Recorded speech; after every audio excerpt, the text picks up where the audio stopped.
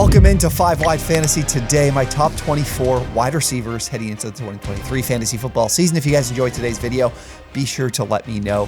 Drop a like on the video, subscribe to the channel, help us get, we're almost 50 followers or 50 subscribers or so away from 30,000 subs here on the OwnersBox YouTube channel. So we'll be running through my top 24 with some short, bullet points on each of these guys and why I have them where I have them. Some of you guys are going to have problems with it. I'm sure you're going to be surprised to see guys in the top 24, surprised to see guys that aren't in the top 24, namely Deebo Samuel's down in my top 24. But if I'm going to make these rankings, it's not going to be, cookie cutter, the same as the ones you're typically seeing. These are guys I'm confident in to be able to reach this area, and I'm not going to be able to keep things the same just on what I saw last year. We've got to make predictions. Everything's not going to be the same from last season. So we'll run through the top 24.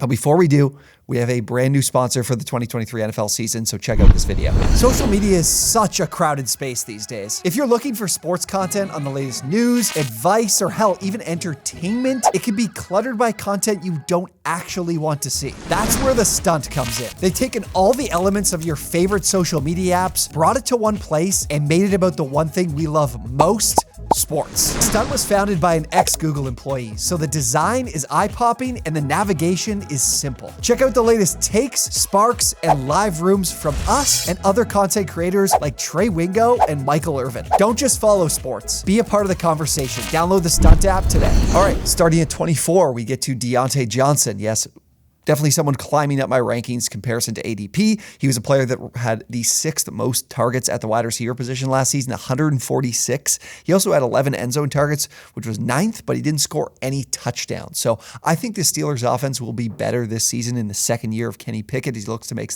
that jump, and definitely will have more confidence in terms of utilizing him and maximizing what he can do. And Johnson is definitely the driving factor for this offense. He's continued to be a guy with tons of reception volume. At 23, Terry McLaurin, definitely someone a little bit down in my rankings.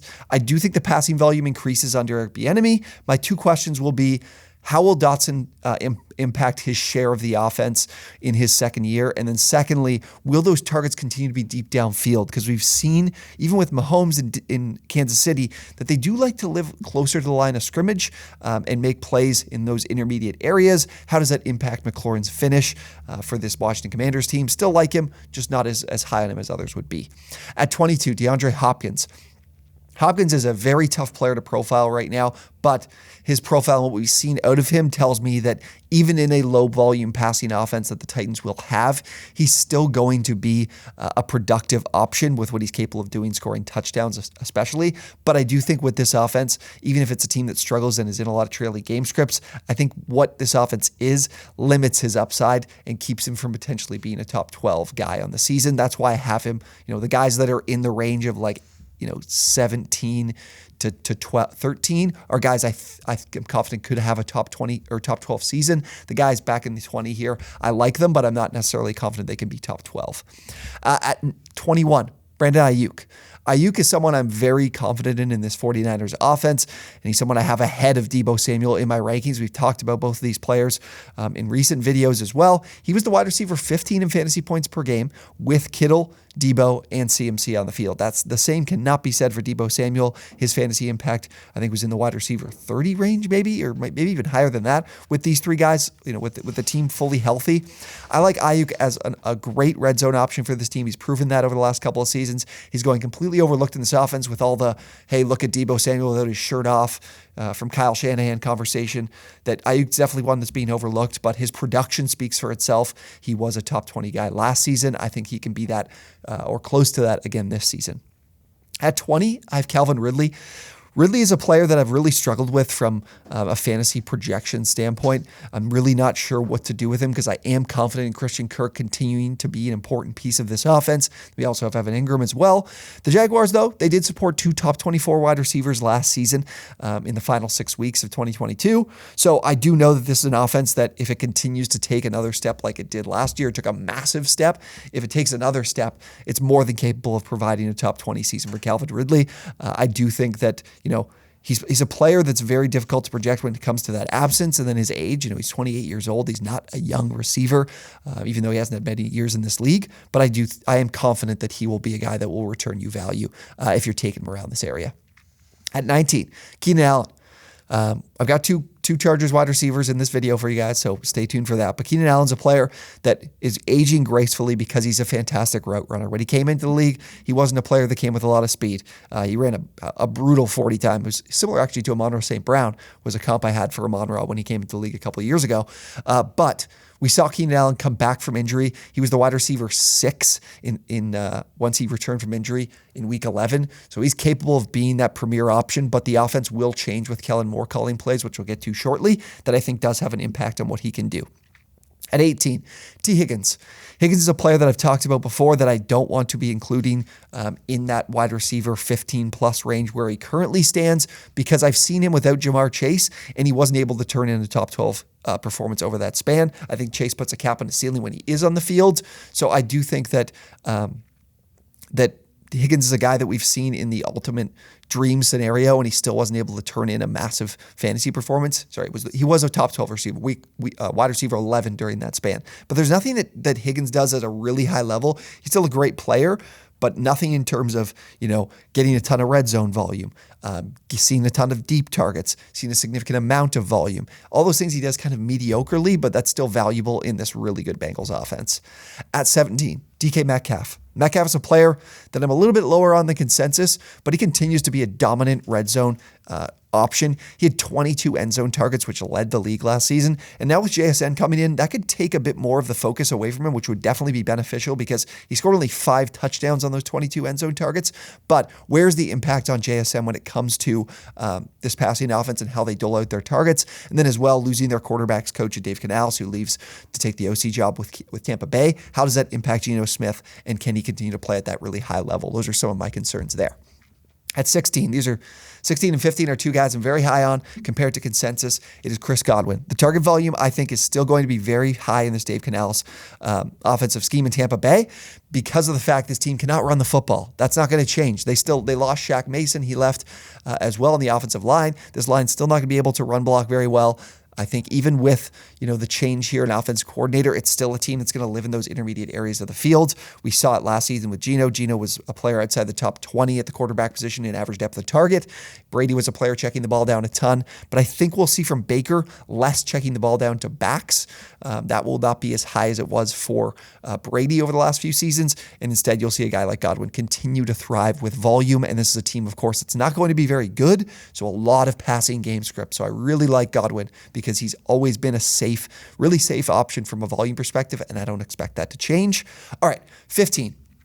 Player that I'm really high on, Mike Williams. He's continued to move up my draft board as training camp is open because I'm seeing what I expected to see from this offense. The Chargers are doing everything they can to get him the ball. They've talked about this earlier this week in camp of moving him around. He's going to be running some routes from the slot as well, something he was doing at one of the lowest rates in the league in previous years, but that's because they want to bring in matchup advantages for him, get him lined up with slot corners that he has significant advantages in when it comes to athleticism and size. But not only that, this Chargers offense is pushing the ball downfield far more often. That was the emphasis when hiring Kellen Moore to be the OC. Mike is the direct beneficiary of that. I think he's in for another big year, get back to what he was in 2021, where he was the wide receiver 10 on the season. Williams is a guy you just cannot avoid drafting. At 14, Chris Olave. Olave is someone I'm definitely pretty comparable to consensus on. I think the impact of Michael Thomas could be something to monitor, but we've got to be able to, see Michael Thomas on the field before I really expect his impact to be felt for Chris Olave. Olave had a 26.7% target share last season. He was 5th in unrealized air yards, and now he gets Derek Carr, who over the last 2 seasons has been one of the heaviest deep ball passers in the league. Top 5 both seasons in targets of 20+ yards. So this is a good matchup for Olave and the chance to be even more explosive. Only thing missing is the touchdowns, which is something that's pretty hard to predict at the wide receiver position. Talked about DK not being able to find the end zone, but he's a guy that profiles really well. If Olave finds a few more touchdowns, he's definitely going to return on this price too. At 13, Jalen Waddle. Waddle's a player that I find him a little bit lower than consensus, but I'm still very high on. I have really no negative things to say about Jalen Waddle. This is a Miami Dolphins offense that's going to continue to lean on the pass game. They don't really trust what they can do from a run blocking perspective or some of these other spots in the offensive line that aren't Teron Armstead. And Tua is a player that led the league in yards per attempt last season, and Waddle is one of the best players in the league. But when it comes to yards after the catch, there's plenty of room here for both Waddle and Tyreek Hill to be very, very good fantasy assets for you this season. At 12, Devontae Smith, someone I've talked about quite a bit too. Smith is a player that I think will benefit from an offense that will continue to be good, but will be in more scripts that will allow them to pass the ball, because this was a team that was one of the top teams in pass rate during the first half of games. And then the second half of games, they were leading by so much that they didn't pass the ball very often at all. They were one of the lowest pass rates in the second half. So this is a schedule from last season that was one of the easiest, if not the easiest in the league.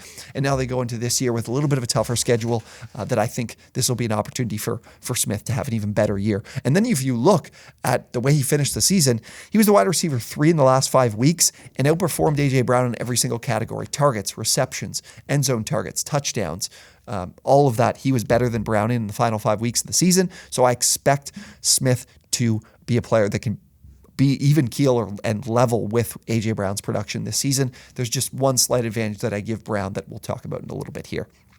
At 11, Amari Cooper, one of the guys similar to Mike Williams that I'm definitely pounding the table on and saying you absolutely need to be drafting. Again, much higher on him than consensus. I've been drafting him pretty much no matter my draft slot. I'm reaching on him for sure. He's a player last season that dominated very important categories: deep targets and end zone targets. Those are some of the most valuable opportunities in fantasy football. And now Deshaun Watson, in full offseason, being able to work with the team throughout. He wasn't able to, and for 12 weeks of last season, I think that had an impact. Also get Elijah Moore to help this team offensively, create more separation. I love Cooper here because I think this offense takes a major, major step, one like we saw from the Eagles last season. At 10, CeeDee Lamb. I'm really starting to have questions. I think this is a problem of me seeing too many Dak interception clips from training camp that I'm starting to really question where I have him in my rankings, but I have moved him down a little bit. I have seen, Mike McCarthy talking in the offseason and into training camp about the importance of taking care of the football and running the ball more often, because obviously they did it so well last season. Why wouldn't they lean on it? And, as much as Dak is going to talk about, hey, you're not going to see me throwing double-digit interceptions this season, I'm not sure how much faith I can have in that from what I've been seeing from training camp. And then as well, Brandon Cooks' impact. Like, Cooks is still a very talented player that, the Cowboys acquire here to make this offense turn at a little bit of a higher level.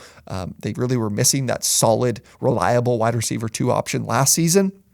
Now they get that in Cooks, and that can have impact on CeeDee Lamb's overall fantasy finish. I'm still confident in him being a top 12 guy, but I don't quite have the confidence in him that I do with these guys in front of him that I've moved ahead.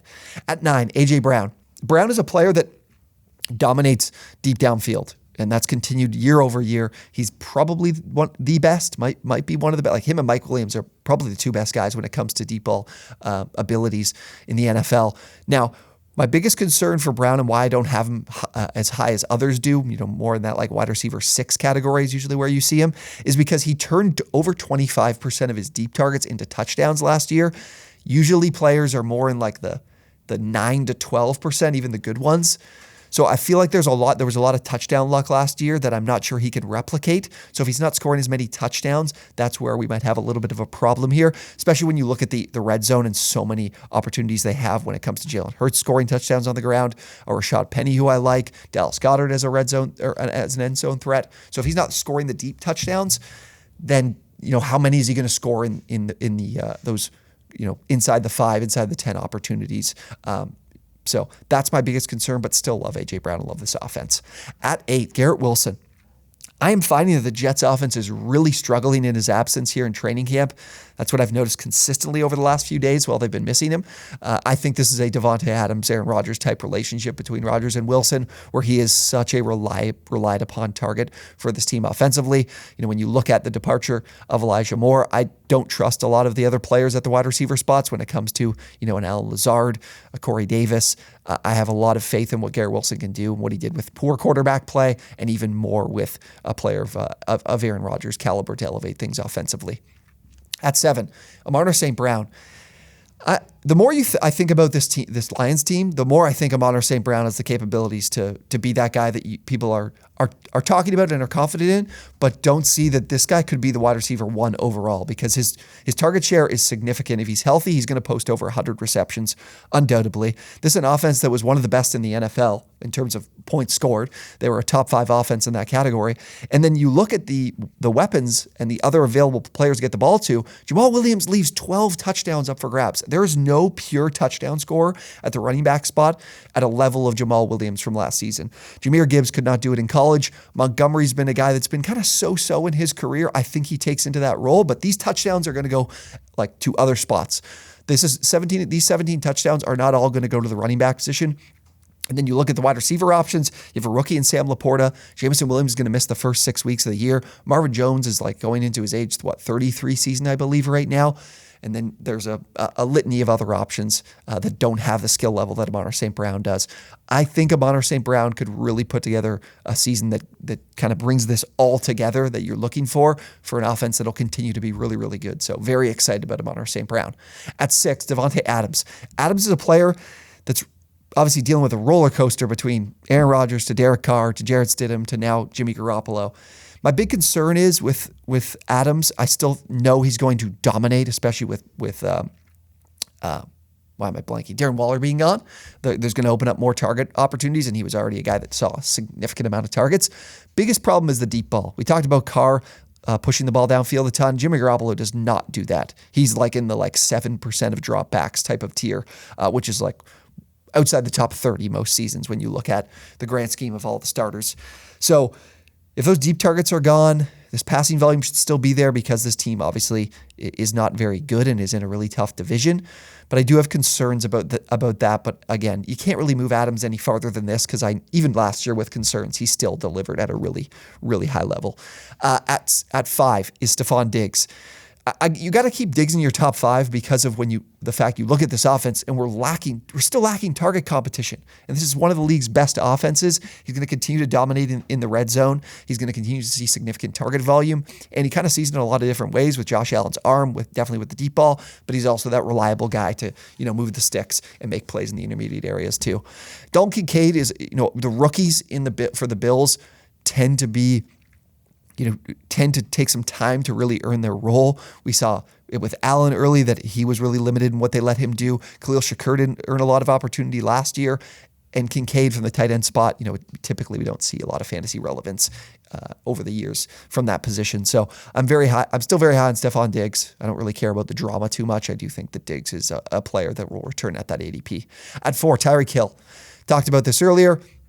Explosive offense. Hill led the league in deep targets, but he also had the 3rd most targets too. So we love seeing volume and explosive volume. This is an offense that is fantastic when it comes to Mike McDaniel drawing up ways to create separation for these wide receivers and create big plays. Still very high on Tyreek Hill, but he's the one guy that doesn't score enough touchdowns that I'm going to put him ahead of these 3 guys. And those 3 guys start with Jamar Chase, who was on pace to lead the league in targets last season, and was also 5th in end zone targets last year despite missing 5 games. That is significant when it comes to what he could do in a full season now this year with Cincinnati, so long as Joe Burrow is obviously starting those 17 games for this team. So love Jamar Chase as a guy that all 3 of these guys are in the wide receiver 1 overall conversation in my mind. 2 is Cooper Kupp. Kupp led the league in fantasy points per game at the wide receiver position. He had 18.2 fantasy points per game. This is a Rams offense that in my mind is going to be in a lot of shootouts. Like as long as Matthew Stafford is healthy, I still think this team could score points even behind a really poor offensive line. But the defense is atrocious. Beyond Aaron Donald, there's not a lot of talent in this defense, especially in the secondary. So this team will have to score a lot of points, and Kupp is going to be relied upon heavily. I know he got hurt in practice. Hopefully by the time this is out, which will be out in a few days from when we're recording, all is well there. But this is obviously assuming Cooper Kupp is good to go for the start of the season. At 1, Justin Jefferson. It's really hard to put anyone else in this spot, especially when you look at the departure of Adam Thielen. That does open up some opportunities. I know Jordan Addison's coming in, so it could not be whatsoever, and Addison could completely take over and even demand more volume because of his talent. But Jefferson's a player that hasn't missed a game in his entire NFL career. That's definitely very valuable when you know he's going to be available and out there week in and week out. And obviously, as a player that put up over 1,800 yards, was the #1 guy last season. And there's really not much reason to move him from this spot, so he's still my #1 guy. All right, those are the top 24 wide receivers heading into the 2023 fantasy season. Tomorrow, we'll be dropping our top 24 running backs, so if you do want to make sure you don't miss that video, hit that subscribe button, turn those post notifications on. If you guys got questions about these players in the top 24 or some players that you're like, hey, this guy missed, why did he miss? Happy to answer those in the comments below. Thank you guys so much for watching, and we